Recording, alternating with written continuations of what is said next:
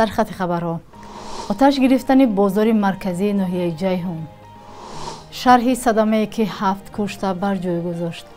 صورت حسابی حبیب نورمگомедов را در روسیه بستند.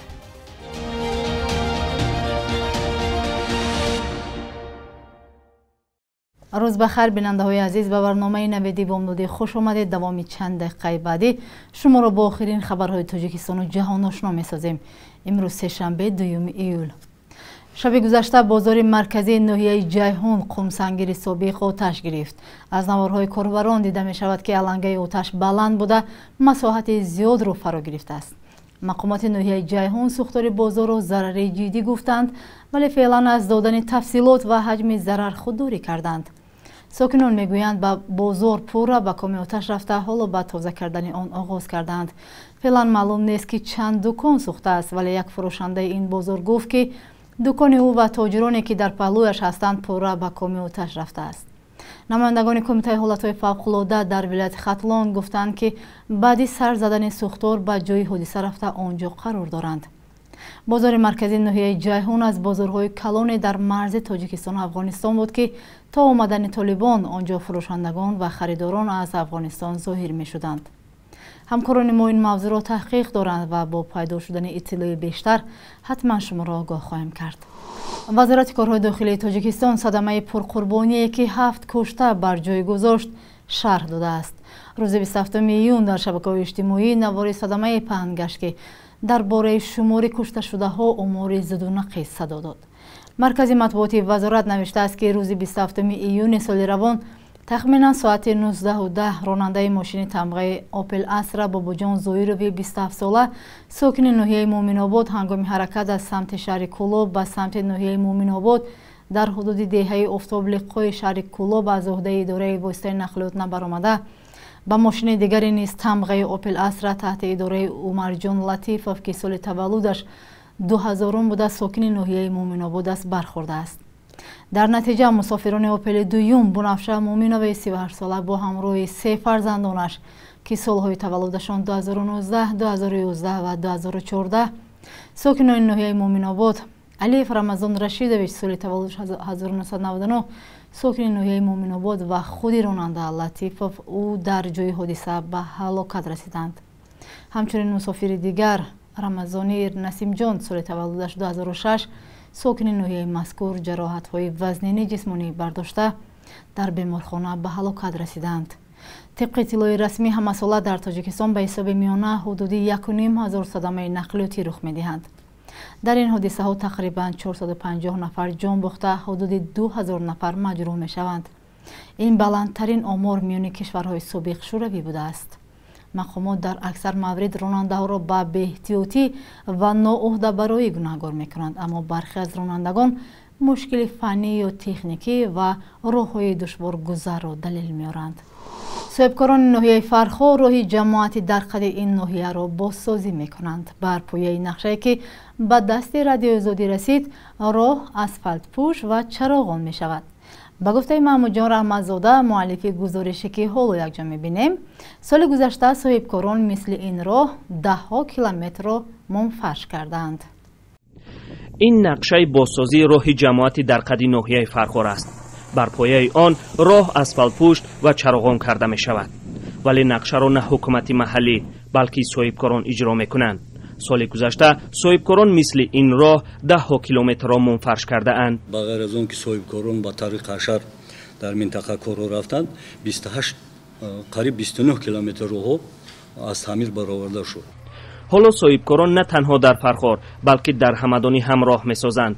6 ماه پیش در شبکه‌های اجتماعی ساکنان ناحیه همدانی از بازسازی راه خبر دادند.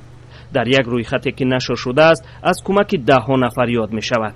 یکی سوزشواری داده است، دیگر نیرو و اما بسیاری ها مبلغ. باید 14 کیلومتر را در این منطقه منفرش کنند. راهی که چند دهه را به مرکز ناحیه و راهی اساسی می پیوندد. مینداری خود را برای این مردان صاحبکار میرسونم که سهم خود را در آباد کردن این وطن میهن گذاشته شدند. مقامات اعتراف میکنند سال تا سال با کمک صاحبکاران بیشتری راهها آباد می شود. تا 1 سال پیش در راههایی که صاحبکاران فرخاری و همدانی برای بازسازیش اقدام کرده اند گشتن دشوار بود.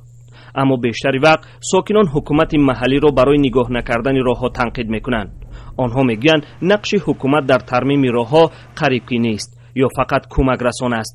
вале дар идораи роҳҳои минтақаи Кӯлоб гуфтанд ки соли гузашта садҳо ҳазор сомонӣ барои бозсозии роҳҳо ҷудо шудааст. аз ҳисоби ҳукуматҳои маҳаллӣ дар соли 2023 2 миллион 277 ҳазор маблағ ворид шудагӣ, хоб 555 километр роҳҳо таъмир карда шудагӣ. на танҳо дар ин ҷо балки дар тамоми кишвар одат шудааст ки дар ҳалли чунин мушкилот соҳибкорон ва аҳолӣ ҷалб карда шаванд. сармоягузории соҳибкорон дар ин ҳол ихтиёрӣ аст ё маҷбурӣ маълум нест. як тоҷир ба шарти зикр нашудани номаш гуфт агар дар чунин тарҳҳо ширкат накунанд мумкин аст мақомот барояшон мушкилот ба вуҷуд оранд. маҳмуҷон раҳматзода, озодӣ, аз ноҳияи ҳамадониву фархор.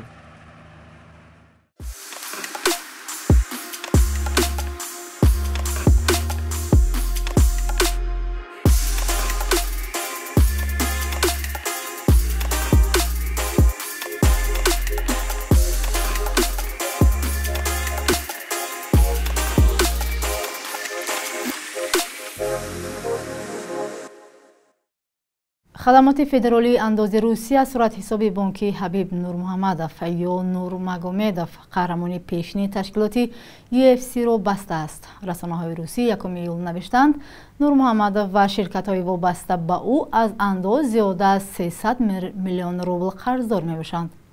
сомонаи лентару навишт суратҳисоби фонди хайриявии ҳабиб нурмуҳаммадов ва ҳамчунин ташкилоти ӯ ба номи Eagle FC баста шудааст. ба навиштаи ин сомона нурмуҳаммадов баъд аз поёни корномаи варзишиаш дар муҳорибаҳои омехта ба тиҷорат гузашт. чанд ширкати фурӯши хӯроки варзишӣ, сайёҳӣ, мобилӣ ва силсилаи тарабхонаҳо ба ин варзишгар рабт дода мешаванд. вокуниши нурмуҳаммадов ба ин хабар ҳанӯз маълум нест. муҳаммад нурмуҳаммадов, аммаки варзишгар, пештар ба расонаҳо гуфта буд ҳабиб аз андоз қарздор нест ва гузориши расонаҳо дар ин бора ҳақиқат надорад. ҳабиб нурмуҳаммадов 35 сол дорад ва бо рақобатҳояш дар UFC маъруф аст ва дар ҳамаи 29 қоваозмоӣ пирӯзӣ ба даст овардааст. соли 2020 ба корномаи варзишиаш хотима бахшид. нурмуҳаммадов дар тоҷикистон ва дигар кишварҳои осиёи марказӣ низ ҳаводор дорад. мақомоти амниятии вилояти Балкани Туркманистон таъқиби шаҳрвандонеро ки саҳифаи гурӯҳҳои мухолифи ин кишварро дар шабакаҳои иҷтимоӣ пайгирӣ мекунанд сахттар карданд. ба иттилои хабарнигори бахши туркмании радиозодии шаҳрвандони Туркманистон ки дар шабакаҳои иҷтимоӣ назари худро менависанд, барои бозпурсӣ ба шуъбаҳои вазорати амнияти миллии он кишвар даъват мешаванд. маъмурони пулис ҳафтаи гузашта ба хонаи сокиноне ки дар шабакаҳои иҷтимоӣ зери видеоҳо дар бораи танқиди сиёсатҳои мақомоти Туркманистон лайк мегузоранд ё сиёсатҳои президенти Русия Владимир Путинро маҳкум карда аз Украина ҷонибдорӣ мекунанд, онҳоро барои бозпурсӣ ба шуъбаи амният мебаранд, гуфт як сокини Балкан ба шарти ифшо нашудани номаш 28 июн. ба гуфтаи як ҳамсӯҳбати дигари мо аз Балкан ки хешонаш мавриди таъқиб қарор гирифтанд, маъмурони амнияти телефони сокинонро мегиранд ва соатҳо онҳоро бозпурсӣ мекунанд. бештари пурсидашудаҳо дар шаҳрҳои Балканобод ва Туркманбошӣ корбарони шабакаи иҷтимоии TikTok ҳастанд. мақомоти Туркманистон то ҳол ин бозпурсиҳоро шарҳ надоданд. бахши як рӯзи таърихро дар таҳияи Хиромон Бақозода ҳамроҳ мебинем.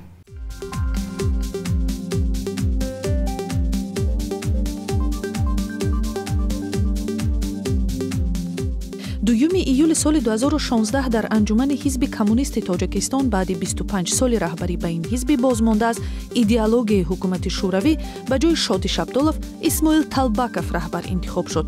раҳбарии ӯ ним сол тӯл кашид. Талбаков моҳи декабри он сол даргузашт. 2 июли соли 2007 додстонии кулли Тоҷикистон аз додгоҳи олӣ хост ки созмони мамнӯи ҳизби таҳрир ба феҳристи ташкилоти террористиву экстремистӣ шомил шавад. мақомот гуфтанд фаъолияти ин созмон муқобили сохти мавҷуда равона шудааст. мунаққидон он замон гуфтанд чунин тасмим мухолифи тақозоҳои табиати низоми демократӣ мебошад.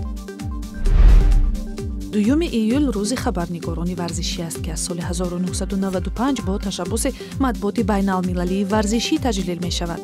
дар тоҷикистон ихтисоси хабарнигори варзишӣ як касби камчин ва боэътибор аст, чун донишу малака ва ҳам тавони пайгириву таҳлили таҳввулоти варзиширо тақозо мекунад.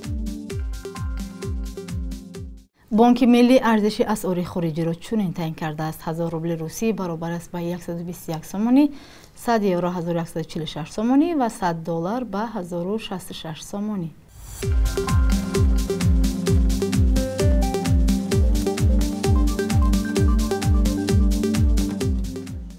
бинандагони азиз, инҷо расидем ба поёни барнома. ташаккур ки моро ҳамроҳӣ кардед. то барномаи баъдӣ худро эҳтиёт кунед. хайр.